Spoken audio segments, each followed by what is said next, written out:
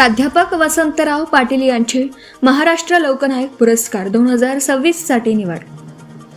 मीरा भाईंदर महानगरपालिकेच्या सौजन्याने आणि मीरा भाईंदर कुस्तीगीर संघ संचलित श्री गणेश आखाडा भाईंदरचे मार्गदर्शक, ज्येष्ठ क्रीडा प्रशिक्षक आणि समाजसेवक प्राध्यापक श्री वसंतराव यशवंत पाटील यांचे दैनिक लोकयुवा यांच्या वतीने लोकमान्य बाळ गंगाधर टिळक यांच्या जयंतीनिमित्त प्रदान करण्यात येणाऱ्या प्रतिष्ठेच्या महाराष्ट्र लोकनायक पुरस्कार 2026 साठी निवड झाली आहे.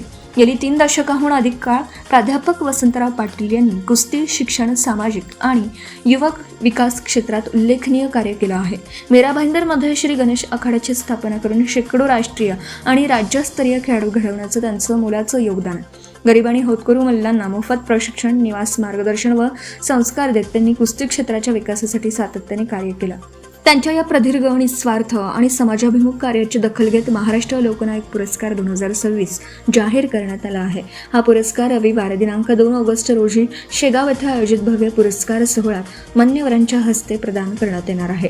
प्राध्यापक वसंतराव पाटील यांच्या या यशाबद्दल क्रीडा, सामाजिक, शैक्षणिक तसेच विविध क्षेत्रातील मान्यवरांकडून त्यांच्यावर अभिनंदनाचा वर्षाव होत असून मीरा भाईंदर परिसरात तसेच श्री गणेश आखाड्यामध्ये आनंदाचं वातावरण निर्माण झालं आहे. आपण पाहत आहात भास्कर पब्लिकेशन प्रस्तुत BBL मराठी, बातमी निपक्ष, सदैव दक्ष.